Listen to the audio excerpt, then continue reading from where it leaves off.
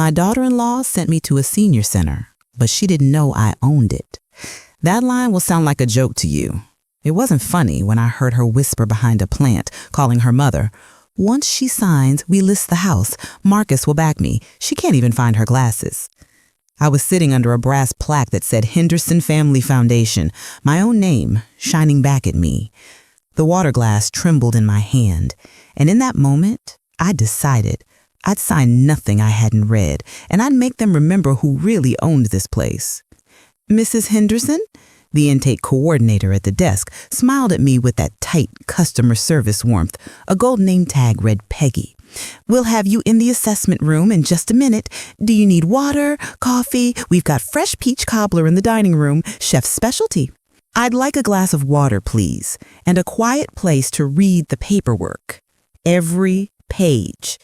Peggy blinked because people who are being managed rarely ask for anything that sounds like control. Of course, she said and disappeared down a hall. I watched Tiana end her call and fold her arms, a little queen surveying a chessboard. She had on a cream blouse with a bow at the throat and the diamond studs Marcus bought her with a bonus I once helped him negotiate. She walked over with an air of purpose. A slower morning than I expected, she said in a bright tone, as if we were running errands together. But this place is great glow. You'll have your own studio. You'll love the activities, and they've got the best memory care wing in Charleston if we ever need it. Is that so? I kept my voice even, one eyebrow lifting like an old habit from the principal's office. And how would we ever need that, Tiana? She glanced at the receptionist's stall, dropped her voice. The doctor we saw last week included a recommendation. Don't worry about it. It's routine. Everyone gets the same paragraph. Everyone who signs paperwork they didn't read, I said. Her lips pressed together. Don't start with suspicion, please. You've been saying how lonely that house feels since Walter passed. This is just support. Support, I repeated, tasting the word. That what you call it? Her smile hardened. You can call it what you want. I call it practical. Marcus has a lot on his plate. We all do. This is best for everyone. Peggy reappeared with a glass of water and a clipboard. Here we go, she chirped. If you can sign initial here, here, and here, we'll take you to the assessment room. I took the pen, uncapped it, and placed it beside the clipboard. I adjusted my glasses and flipped the stack of pages like I had flipped thousands of loose-leaf essays years ago, red pen ready. I am a retired principal. I don't skim when signatures touch my life. In the corner of my eye, the brass donor plaque threw another flash. Magnolia Terrace had been a small, struggling church-run home for years. Then a development trust came in to build this new wing, the one where we stood. I was a widow when the first fundraising breakfast was held at the church hall. I quietly invested because I believed in dignified spaces for aging lives. I wrote a check and tucked the receipt in a folder labeled Charitable Real Estate Trust. Then school fights and board meetings and parent calls filled the rest of that year until grief settled like dust and the folder settled with it. Take your time, Peggy said with a tight smile. I intend to. I said it gently enough that it could be mistaken for kindness. While I read, Tiana's phone buzzed again. She moved to the side, half-turned, whispering, Yes, the realtor's ready. We'll hit market by Friday. Dr. Sloan gave us the letter. It's basically a guardianship light. Don't use that word, though. People get touchy. I took a breath, slow and deep, a trick I taught fifth graders before spelling bees and rowdy seniors before graduation. A calm breath is not a sign of surrender. It's a sign you're about to pick up a tool sharper than anger. I initialed to acknowledge receipt of Magnolia Terrace's resident Bill of Rights. I did not initial the page giving blanket consent to limit my phone calls. I didn't initial the page that allowed automatic withdrawal from an account I had no intention of handing over. I slipped the pen into my purse. Gloria, Tiana said, irritation a shade closer to the surface. You're making this hard. I'm making it legal, I said, meeting her eyes. That's different. She stared at me for a beat, then pasted on a smile for Peggy and the people within earshot. She's nervous, she said to the air, as if narrating a small child's tantrum to a grocery store line. I finished my water. The ice clinked against the glass, a tiny bell. "If you want me to be quiet, stop making noise with my life," I said, so softly no one but her could hear. That look, surprise, then a flicker of calculation, flashed across her face. Then she reached for the clipboard. "We'll sign upstairs," she said to Peggy. "Mrs. Henderson moves slow in lobbies." "I move thorough everywhere," I said, standing. The hallways smelled like floor cleaner and lavender sprays. In the assessment room, a cheerful nurse named Amara introduced herself. "I'll do a little memory screen," she said. "Name 3 objects, remember them, count back by 7s, that kind of thing. Just baseline. You'll outscore me. Everybody does." She winked. I liked her.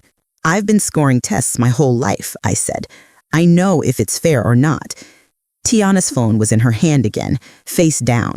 She looked like someone in a hurry to claim a prize. "Before we begin," I said, "I'd like a copy of the doctor's letter that was mentioned." Amara looked at Tiana, then back at me. "I don't have it in the file yet, but I can get it." "Do," I said. "I'll wait." Tiana's mouth opened. "We don't need to." "I insist," I said, and gave Amara the kind of smile a teacher gives a student who has just been forced to choose between 2 different truths.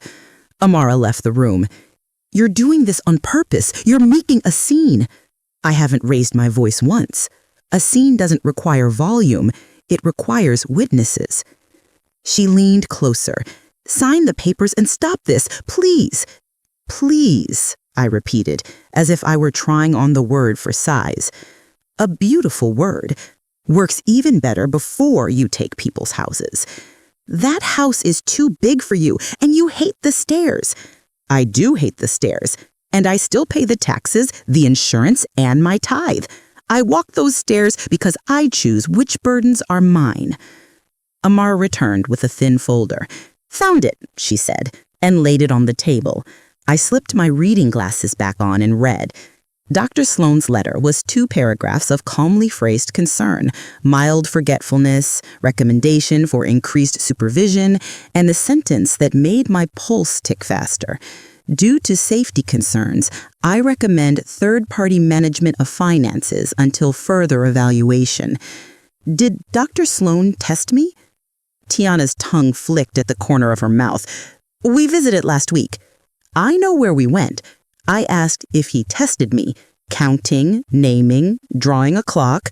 "He observed you," she said, "a little too quick. He's a geriatrician, not a math teacher. He knows. I'm the one who knows clocks.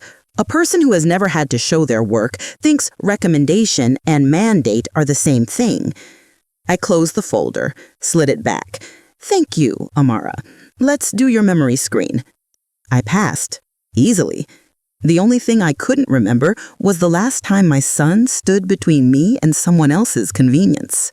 By late afternoon, I had let the process unroll just enough to learn where the ropes were tied. I agreed to a trial stay, 3 nights. I signed no long-term contract. I gave no banking access.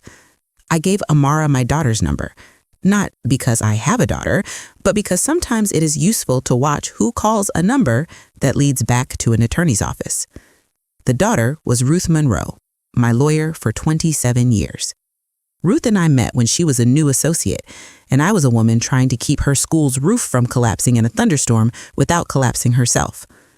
I trust her the way you trust the person who knows what you look like without any of your armor on. My room was neat and bright. A bay window faced a grove of live oaks, gray beards of moss swaying in the breeze like old choir members. The bedspread was a cheerful pattern of magnolias. The armchair in the corner was wide and soft. I ran my hand over the windowsill, felt the slight grit of fresh paint. New, or at least newly dressed. In the common room, a retired man with a barber's hands shuffled cards for a game of gin. A woman with a sharp bob and sharper eyes sat with the book open, but no page turned. On the far wall, a framed photo showed a ribbon cutting with small-town smiles and oversized scissors. There it was, brass letters, small and precise, under a block of names. Palmetto Community Trust. Founding contributions by Henderson Family Foundation, among others. That old folder in my file cabinet, the church breakfast, the line item in my ledger, the signature, my signature. At dinner, the dessert was peach cobbler, chef's specialty Peggy had promised. It was too sweet. People think elders want sugar. What elders want is respect baked into whatever they're served. In my room that night, I took a notebook from my bag and wrote in my steady, principled script, Dr. Sloan letter, copy obtained. Phone calls Tiana placed, realtor ready, guardianship light. Intake forms, refused automatic payment authorization. Palmetto Community Trust, check founding docs. I also wrote, don't be loud, be exact. At 7 the next morning, I dialed Ruth from the room phone. Good morning, sunshine, she said, that old Atlanta music in her voice. Don't start with your honey, I said, smiling despite myself. I need 2 things. A copy of my Magnolia Terrace giving file, and I need to know if the Palmetto Community Trust bylaws still include those founder protections. You haven't called about that file since, Lord, she said, paper rustling on her end. First thing, yes, you wrote a significant check tied to a community development agreement. Second, bylaws. There's an advisory board I remember you could appoint to, and a clause about founder review rights for on-site leadership when resident safety is implicated. So not quite ownership, but enough thread to pull. Enough to knit a sweater, she said, and I could hear her settling into her chair. Gloria, what's happening? My daughter-in-law took me furniture shopping for a room I didn't ask for. And she brought a doctor's note with more ambition than medicine in the ink. Do you want me to come down there? Her tone changed, still under the velvet. Not yet, I said. But I want you to contact Palmetto Community Trust. Tell them Gloria Henderson requests a founder's review. Today. I will. And I'm filing a fraud alert on your credit profile. I'm not waiting on that. If anyone tries to pull your credit or move money, we'll know. Thank you, I said. After breakfast, eggs too soft, toast too pale, I found the man with the barber's hands in the common room. You shuffle like a man who played cards for rent, I said. He grinned, showing a gold tooth. Played for haircuts most my life. Named Sonny. You new here? For 3 nights, I said. I'm Gloria. Welcome to the stage, said the woman with the book without looking up. I'm Lorraine. I pretend to read and actually listen. I pretend to be frail and actually pay attention. We'll get along. Sonny chuckled. Now that's a voice I recognize. Teacher? Principal, I said. For 32 years, East Cooper Elementary. Lorraine lifted her eyes then. So you know how to break up a fight with your hands in your pockets. And with one raised eyebrow, I said. The administrator of Magnolia Terrace was a modern man with a tight jaw and the kind of slick hair that told on itself. His name was Joel Carver. He shook my hand without looking at me. We're happy to have you, he said to the air around my head. Your daughter-in-law tells me you're a pillar of the community. She tells the truth when it suits her, I said. He blinked, recalibrating his smile. If you need anything, let us know. I need to review your resident communication policy, I said. The copy in my intake packet was out of date. His smile froze, reconfigured into something like curiosity. Are you an attorney? I have one, I said, and I use her. At lunch, while I stabbed a 2-crisp salad, my phone, a basic flip phone that looks like a relic until hurricanes hit and smartphones die, buzzed. Gloria, Ruth said, I have you on a 3-way with Palmetto Community Trust. CFO is Daniel Ortiz. He remembers you. We're on speaker. A calm, warm man's voice came on. Mrs. Henderson, it's a pleasure. I was a junior analyst when you cut the original check. The board has your name on a brick in the courtyard. I prefer paper to bricks. Bricks weather. He laughed. Fair. Ruth tells me you're requesting a founder review. That's covered under Section 4.2 of our bylaws. It lets founder-level donors trigger a review of on-site management practices if there's a resident safety or ethics concern. It's not a hammer, but it can be persuasive. I don't need a hammer, I said. I need a spotlight. There are irregularities in how Magnolia Terrace is handling intake and family access. I'd like a review initiated today. I can call a special meeting. We'll need incident notes and any documentation you have. I'll have notes and copies this afternoon. Also, I'd like a list of current board members and the property manager's contract." Ruth hummed her approval on the line. She said, "I'll pick up hard copies and deliver them to Daniel by close of business." When I had been a principal, the teachers who could teach through a fire drill were the ones who had their lesson plan in their bones. I felt that old feeling rise. I still knew how to move through chaos without making more. That afternoon, I sat in the courtyard. Live oaks arched overhead, dappled shade on the brick path. The donor wall stood to one side. I traced my finger over the little brass plate that had my late husband's name as well as mine, Gloria and Walter Henderson, in honor of our parents and the elders who raised us. I had written a dedication. I had cried when the letter confirming it arrived. I had put that letter in a folder and fed other people's emergencies for years. "Pretty wall," a voice said. A man with a cane I had noticed at breakfast eased himself onto the bench beside me. "Name's Harold McClendon, retired judge." He extended a hand that felt like old oak, solid, dry, fair. "Gloria," I said, "retired principal and recovering enabler." He chuckled. "I try not to use the bench anymore, but it follows you like a dog. Carver's got that sly air. Not illegal necessarily, but slippery." "Slippery is how people move fast without running," I said. "I'm requesting a review." "Good," he said. "If you need a statement or a pair of eyes that read fine print for a living, I'm at your service. I owe you teachers more than I can pay. I'll take your eyes." And we sat for a while watching the light move across names. Later in my room, I found an envelope on the nightstand that wasn't there when I left.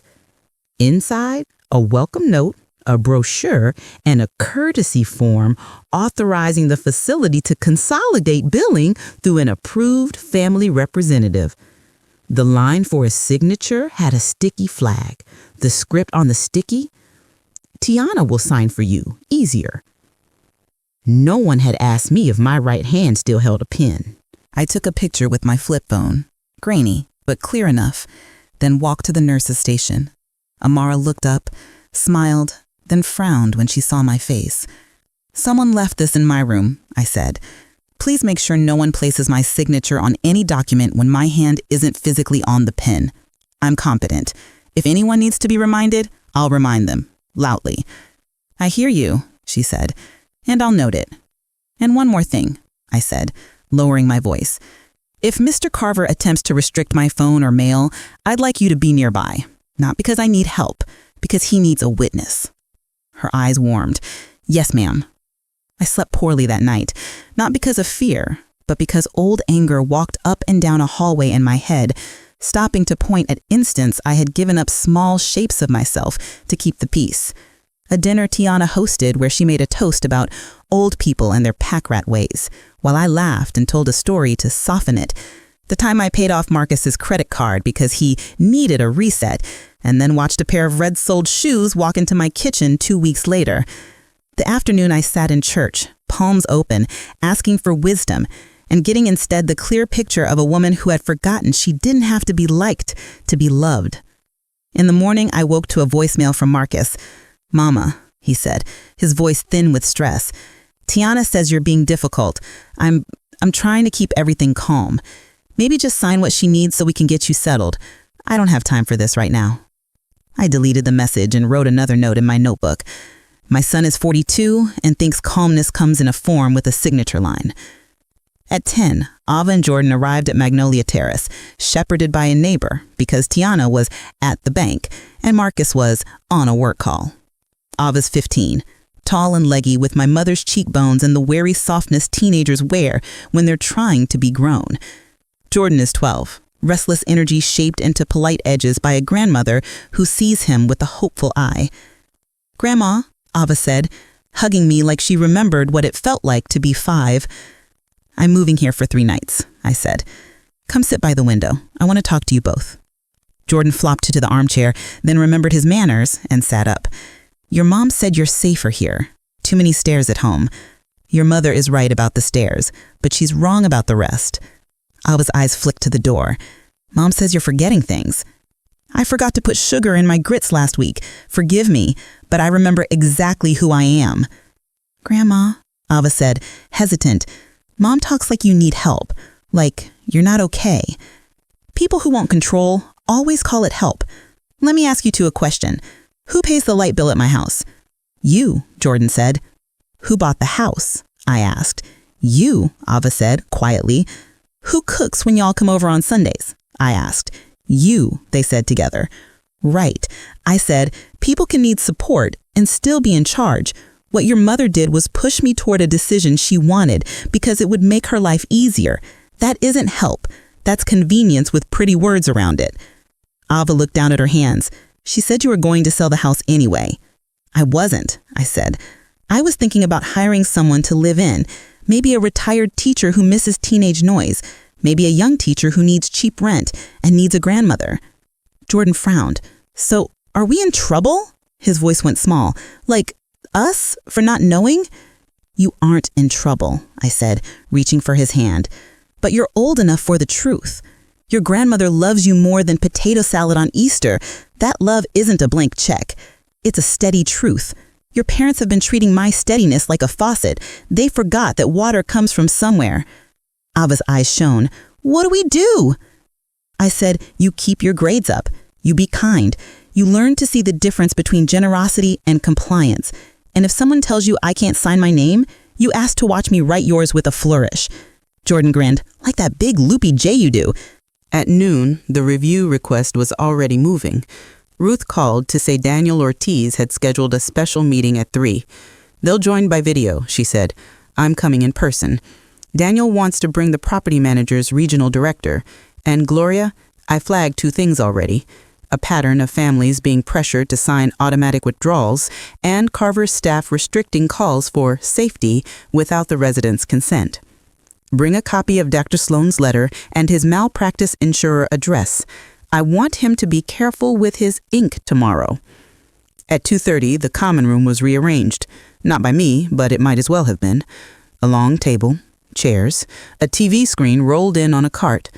Harold, in a neat jacket with a pocket square, took a seat like his body still remembered where the bench was. Lorraine sat near the back, that open book in her lap like a prop in a play she'd watched before. Sonny leaned against the doorframe, arms crossed, a barber ready to cut away what didn't need to be there. Carver arrived with a manager's smile and 2 clipboards. Tiana arrived with lips pressed in a line that would cut a ribbon. Ruth came in last, fast, efficient, hair pulled back, a leather portfolio tucked under her arm like a blade hidden in a bouquet. She squeezed my shoulder and took the seat beside me. Daniel Ortiz appeared on the TV. Good afternoon, he said. Thank you for convening on short notice. We're here for a founder's review request regarding Magnolia Terrace. Mrs. Gloria Henderson has raised concerns about intake practices and resident rights. Carver opened his mouth. Daniel lifted a hand. Mr. Carver, you'll have a chance to speak. Let Mrs. Henderson begin. I stood.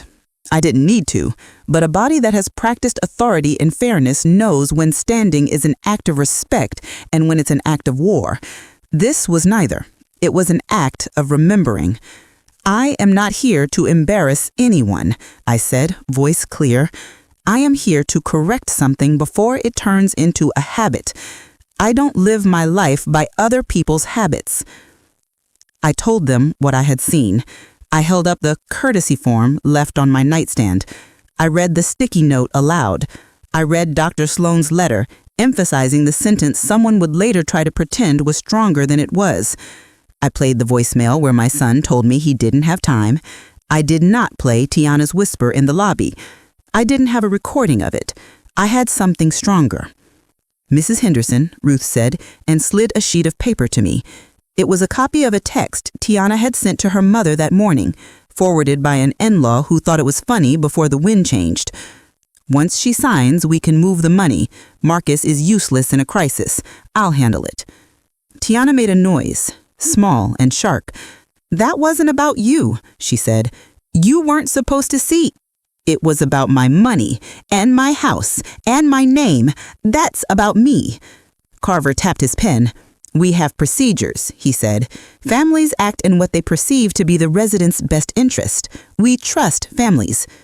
"Trust," Harold said, his judge voice softer than it had to be and sharper for it, "is earned, not assumed, and certainly not assumed when a facility leaves a sign here form in a resident's room with a pre-written note circumventing her consent. That's a violation."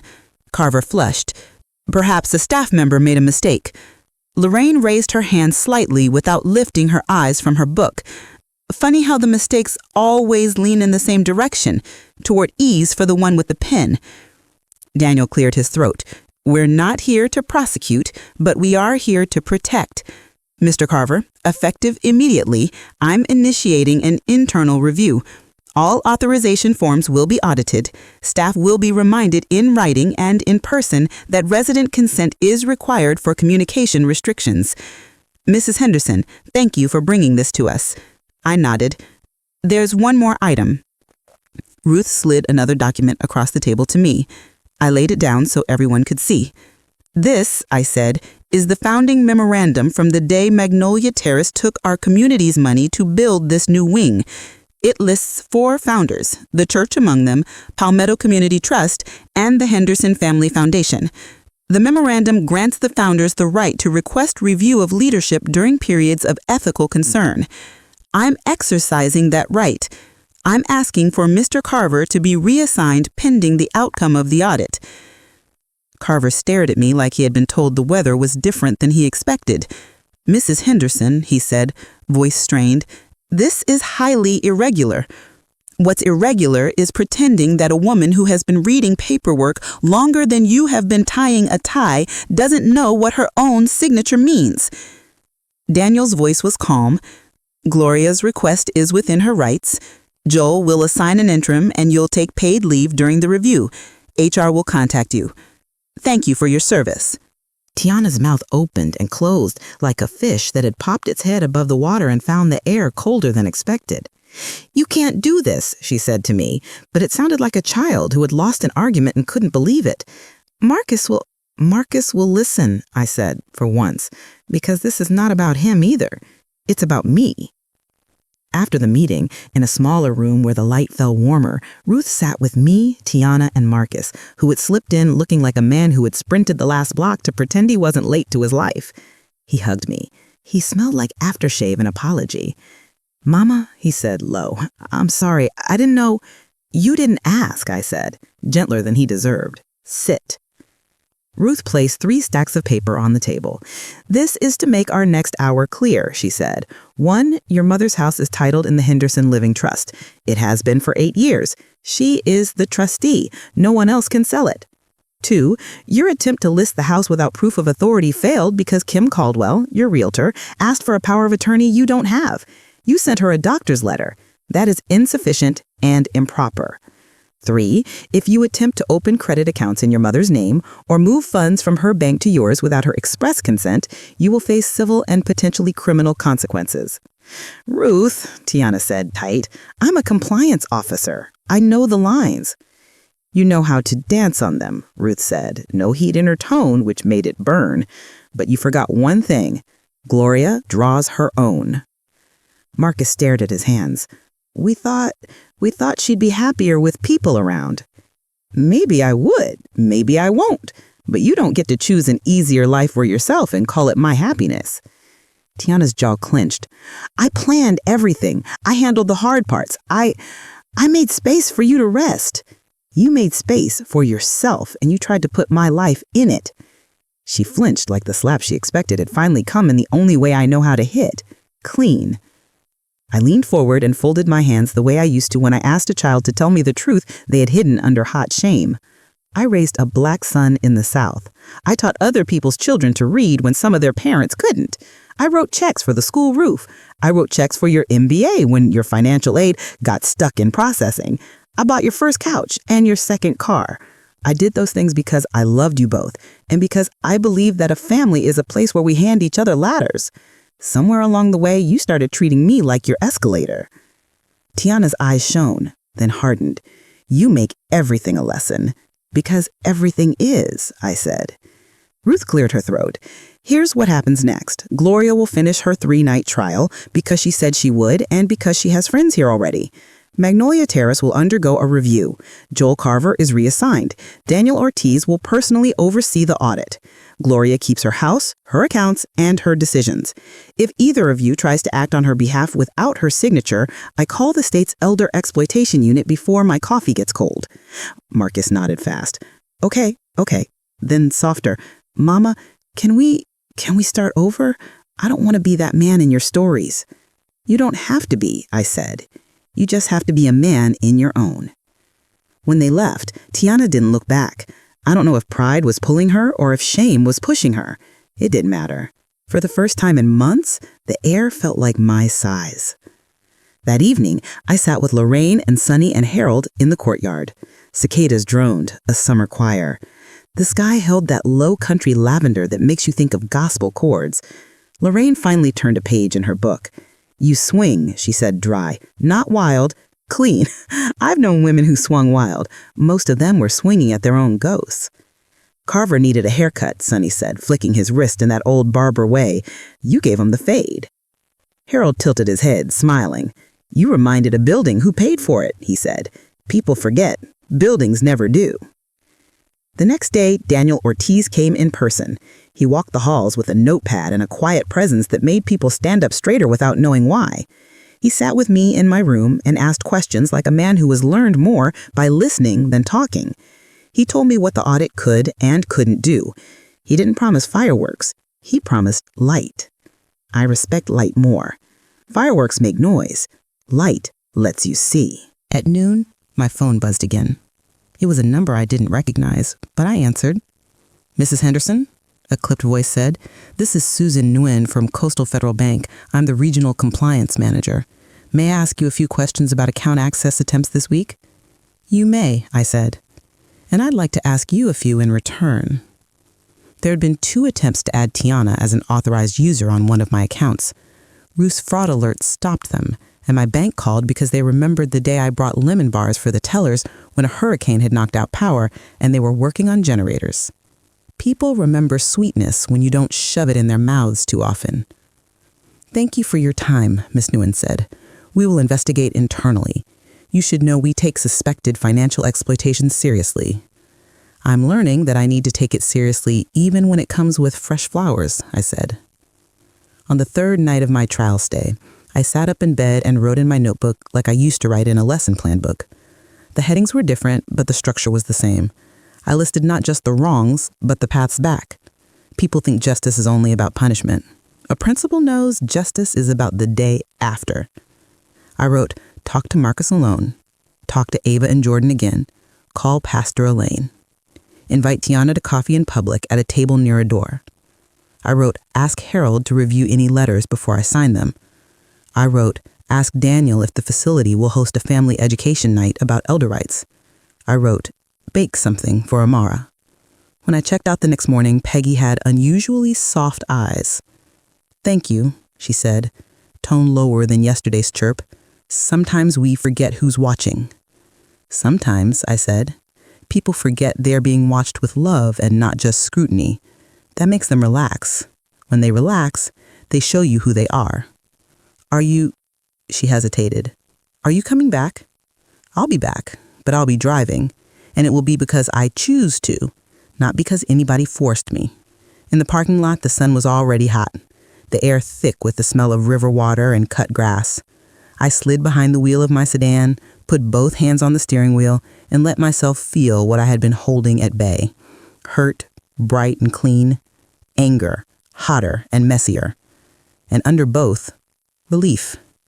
Like a muscle unclenching you didn't know you had because you've had it clenched since you were 19 and a man called you girl with a smile, and you smiled back because you needed your paycheck. At home, the house waited for me like an old hymn. Same notes, different day. Comfort not because of novelty, but because of truth. I unlocked the door, stepped inside and stood in the quiet, listening to the echo. I looked at the stairs. My knees told their truth. And yet, this was my echo. These were my stairs. I would choose what to change and when. I made coffee. I opened the back door and let the heat in. The garden needed weeding. So did my family.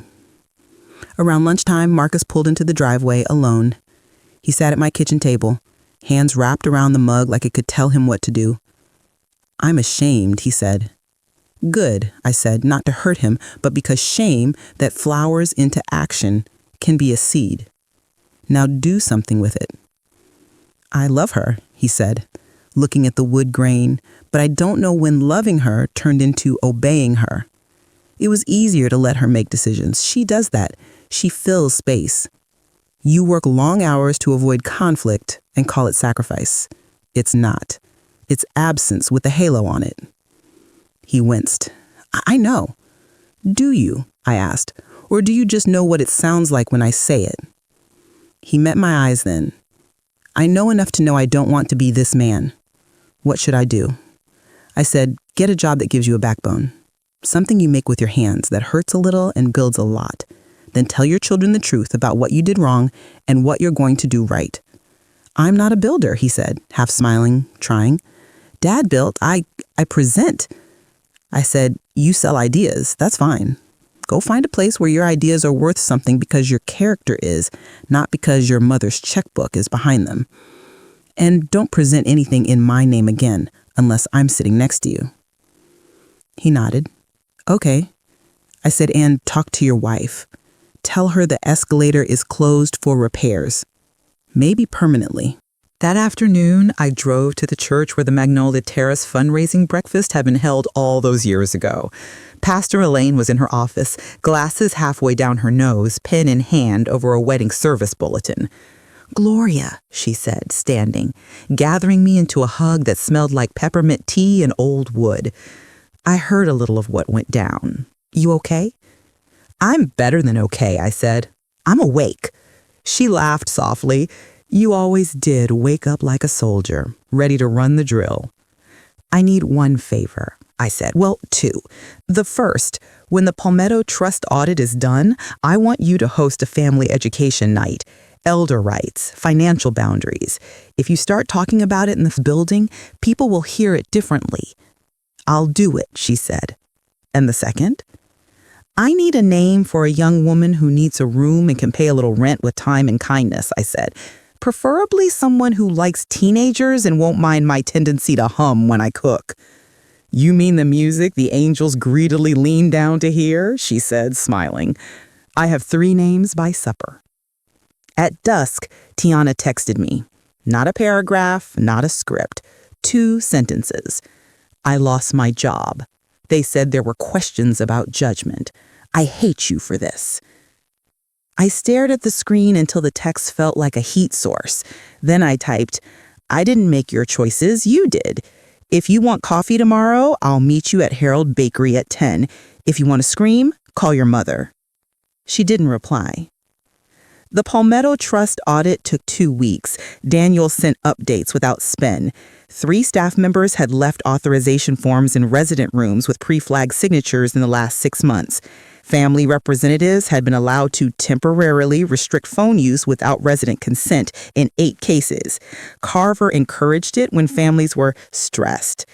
Carver was reassigned to a data role in another town. Spreadsheets don't deserve kindness. They deserve accuracy. He'd be fine there. Amara was promoted to lead nurse for the wing. She stopped by my house one Sunday afternoon and returned my Tupperware with a note tucked under the lid. It read, "Thank you for not leaving me alone when I was right." It sits under my salt shaker now, a reminder that courage is contagious, and so is witness. On the 3rd week, Pastor Elaine hosted the education night at church. The fellowship hall was full. Deacons with pens, daughters with anger, sons with soft shame behind hard faces, elders with polite expressions and sharp ears. Daniel presented. Ruth answered questions. Harold stood up and told the room in that gentle judge voice that help without consent is not help. It's theft with an alibi. People took notes like tuition was due. A week later, I met Tiana at Harold Bakery at 10. She looked smaller without her work mask, the crisp clothes, and the urgency like perfume. She looked like a tired girl with her mother's pride and her father's stubborn streak and her own particular ache. "I can't believe you cost me my job," she said, skipping hellos because hellos can feel like too much humility on the tongue when you think you own the morning. "I didn't," I said, sipping my coffee. "You reached for something that wasn't yours and got your hand slapped by someone who doesn't love you enough to let you keep it. That doesn't make me cruel. That makes the world briefly fair." She stared at the table. "I thought you were slipping," she said. "It scared me. It made me think about Mama. It made me think about control. Fear makes people grab the wheel. Then they call it driving." "My mama did things with her life," she said softly. "She married at 19 because she thought being a wife was a plan. Then Daddy left and she was a wife to no one, and a mother to me and a worker to everybody. I watched her run herself ragged, and I swore I'd never let a life happen to me. So I plan. I control. It feels like safety." I know. I also know the moment when safety turns into selfishness. It's small. It looks like a convenience. It sounds like a good reason. You're smart enough to hear it if you shut up. She laughed, a sound that surprised both of us. "I don't shut up," she said. "You could learn," I said. "So could I. I talk for a living, even when I'm not paid for it. Here's what I'm offering. Not a loan, not a rescue. A door. You and I can go to counseling together for 6 sessions, not because I need a therapist to tell me I'm right, because you need a mirror that doesn't bend. We'll talk about boundaries. We'll talk about respect. We'll talk about how love that uses money as a language always mispronounces something. Or you can leave, keep hating me, and call what you feel dignity. I won't chase you." She swallowed. 6 sessions. You're sure you won't, help while I look for a new job? "No," I said. "I won't. You can sell the red soles and the handbags. You can work teller window. You can call your mother. You can eat humble pie with a fork and learn it's nourishing if you chew. I won't fund a lesson that needs hunger to stick." She nodded. Once. Sharp. "Okay," she said. 6 sessions. When she left, I exhaled a long breath I didn't know I'd been holding since the day she first called me Glow like we were girlfriends, and not 2 women with a gulf between them where my son stood like a bridge that cost me too much to maintain. By fall, Magnolia Terrace had a new administrator, a woman named Lydia Chen, who wore soft cardigans and had a spine like a steel beam. The facility started a weekly workshop called Know Your Rights, Keep Your Voice, and I taught the first one. I stood in the common room with a stack of handouts and a voice that carried to the back without a microphone.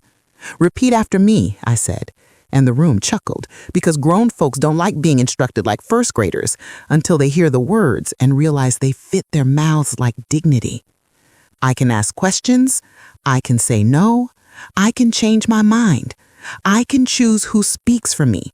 I can fire anyone who thinks my age means I can't read." Lorraine lifted her book and smiled like she finally found the paragraph that had been eluding her for a decade. I hired a tenant in my upstairs bedroom, a first-year teacher named Maya, who loves 9th graders and knows how to laugh with her eyes. She pays me a small rent and pays me in noise too, the good kind. The sound of a young person dropping her backpack and calling out, "Miss Gloria, you want anything from the store?" I keep my stares, and I keep my choice. Marcus took a job at a local construction firm that builds little houses that don't pretend to be more than they are. He comes home with sawdust in his hair and an ache in his back and a pride on his face that I have not seen since he was 10 and brought me a lopsided pottery bowl and called it art. He tells me he's learning framing and learning too how to hold a level and an apology in the same hands without dropping either. Ava took a job shelving books at the library on Saturdays and discovered that quiet can be a superpower. Jordan mows lawns and saves more than he spends because he is his grandmother's son and he likes the way numbers look when they stay. Tiana and I went to 6 counseling sessions. She cried in the first, cross-armed and mad at her own tears. She apologized in the second in a voice like sandpaper over velvet. She explained in the third without making excuses. And in the fourth, she said thank you, without a period at the end, like she was scared it would look like her admitting she needed help. In the fifth, I said I was sorry for all the times I helped because it made me feel holy. In the sixth, we made rules. What I would not pay for, what she would not ask for, and what we would both forgive without an account ledger attached. If you think that's the end, you've never watched a human being learn to be different. Ends aren't sharp like that. They fade into beginnings. Tiana got a job as a teller, then moved up to personal banker because she's good at math and better with people when she stops trying to control them. She started calling me Gloria in counseling, then Mrs. Henderson for a week, like we were strangers, then Ma'am one awkward Sunday, and finally, on a Tuesday, after a long day, Mama G, which I pretended not to adore because a woman my age is allowed to hoard the last ounces of her cool. Magnolia Terrace put up a new plaque by the donor wall. It reads Henderson Haven, not because I bought the place, don't let the title fool you, but because I reminded the building what it had promised to be. Lydia organized a poetry night in a courtyard. Harold read a sonnet and blushed at his own smoothness. Sonny brought chessboards and beat every grandchild who thought he was slow. On the first anniversary of the day I checked in for 3 nights, we held an open house. Chef served peach cobbler that wasn't too sweet. I stood by the courtyard fountain with Ruth at my elbow and Daniel with his sleeves rolled up and Pastor Elaine telling the story of a church that gives money and asks for receipts with love. We watched families walk through a building where the word consent had weight again. After the speeches and the handshakes, I walked home along the shaded street where the live oaks touch above your head like they're gossiping about the past. The air smelt like cut grass and salt and the faint ghost of fried food from a kitchen I knew by scent. I unlocked my door. Maya had left a note on the counter. I put the casserole in the oven at 5. Be back by 7. Jordan dropped off your shears. I smiled and put the note under the magnet shaped like a crab that Ava bought me from a tourist shop with her own money. I poured a glass of water. I sat at my table with the lemon oil polish scent rising like a small blessing. I opened my notebook to a fresh page and wrote without tittling my eye or making my G fancy, because this wasn't for anyone but me. I am 72 years old and I have not run out of firsts. Today I watched the building be the thing it said it would be because I asked it to. Today my son came by unannounced to stand in the doorway and say he got a raise because he showed up early and stayed late and didn't ask anyone to write a check for his character. Today my daughter-in-law texted me a picture of a budget she made with real numbers and said, "Never did this before, feels like respect." Today my grandson asked if he could use my mower and returned it full of gas. Today my granddaughter read me a poem she wrote about live oaks touching on Meeting Street. I set down my pen and listened. A cardinal chirped. A car passed slow as if it had no one to impress. Somewhere nearby, somebody laughed the way people laugh when they don't need anything, and so their joy is unburdened by hunger. I have loved people who didn't deserve it, and I have withheld love when people did, and I am trying to make those math problems add up before I run out of chalk. For years, I thought kindness without boundaries was holiness. It isn't. It's a leak. The people who benefit will drink and then blame you when the well runs dry. The people who love you will hold the bucket while you patch the crack. "Grandma," Jordan's voice called as the back door squeaked, "Maya says I can eat here if I bring a salad." "Bring 2, I called back, standing, my knees honest but my back straight. "And don't forget the dressing. Nobody wants dry lettuce in this house." He came in, cheeks pink from the heat, hair sticking up, a boy stepping into man. He filled my mower and edged the walk. "I heard," I said and kissed his cheek, a small benediction on a growing face. He opened the oven, peered in, and grinned. "Casserole," he said, reverent, like we were in church. When we ate, I told him the story of the day he was born and how his grandfather held him like a fragile hope, and how I promised then to teach him 2 things if I taught him nothing else: how to read what's in front of him and how to read what isn't. He told me my stories are long and my casserole's the best in Charleston. I told him he's right on both counts. After he left, I washed dishes with the window open and the fan humming and the day cooling slow like a lesson finally learned. I dried each plate and put it in its place. People think dignity is grand. It's not. It's where you put the plates. At night, I lay in bed with a book open and my eyes on the ceiling. I thought of the words Lorraine had said the first day I met her about listening with a book open as cover. I thought of Harold on the bench, telling the truth like it was a barber's razor that only cut what you asked it to. I thought of Sonny's gold tooth flashing. I thought of Daniel's sleeves rolled up, Ruth's pen clicking, Pastor Elaine's peppermint breath. I thought of Tiana's voice saying Mama G and Marcus's calloused hands. If you're waiting for a grand finale where I sell my house or marry a handsome widower named Clarence who wears linen suits to the farmer's market, you'll have to write that story yourself. Mine ends in a small way that feels big to me. I sleep with the window cracked. I wake up when the sun touches a wall. I make coffee and hum. I handle my life in manageable pieces. When I take a piece that isn't mine, I put it back. When someone reaches for a piece of me with a smile and a sticky note, I slap their hand with a sentence and ask them to say please. If they say it right, I might share. If they don't, I eat my cobbler alone, perfectly seasoned. People ask me, quietly, after church in the parking lot or over green beans in the fellowship hall, if I worry about what the family said about me, about how I'm the mother-in-law who went too far. I tell them I went as far as my boundaries once did and brought them home. Most of them nod. The ones who don't will learn, or they will keep learning the hard way. Not my lesson. Not anymore. One afternoon, there was a knock at my door. I opened it to find a woman in her late 50s with a neat ponytail and a lawyer's briefcase. She said, "Mrs. Henderson, I'm Dr. Sloan's practice manager. We came to apologize. The letter should never have been worded that way. We have revised our templates and our training. We would like to offer you." I held up a hand. "No gifts, no baskets, no vouchers. You write a letter to every family you misled and invite them to come in and discuss their options with dignity. You put that letter on your website. You explain that recommendation is not mandate and that cognitive decline is not a blank check someone else can cash. You do that and we're square." She nodded, slow. "We'll do it." "Good," I said, and closed the door gently. I turned, leaned my back against it, and smiled at the ceiling like a woman who had learned how to make a small bureaucratic adjustment feel like a hymn. That night, Magnolia Terrace hosted a porch concert. Daniel stood in the back with Lydia and clapped off key.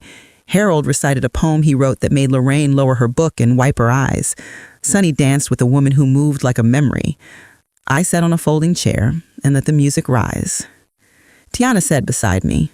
Not too close. Close enough. She leaned over and whispered, "Not bad, Mama G." I felt a small private relief, because small private reliefs are the only reliable kind. When the moon rose, heavy and unavoidable, I walked home under the live oaks. The Spanish moss stirred. I touched the bark as I passed and thought about roots. People use roots as a metaphor for everything. Family, history, obligation. Roots go deep, yes, but they also spread wide. Some shallow and easily disturbed, some thick and impossible to move. The trick is knowing which roots hold you up and which ones trip you. At my kitchen table, I wrote one last sentence in my notebook before bed, the way I once wrote the last line of a teacher observation after an exhausting day. Kindness without boundaries is not love. It is an invoice with no total. Today, I balanced mine. Then I closed the book, turned off the light, and slept the sleep of a woman whose name on a plaque means less to her than her name on her own lips, spoken clearly, without apology, without hurry, with the quiet authority of someone who finally remembered that support and surrender are not synonyms, and that her life is, above all else, hers.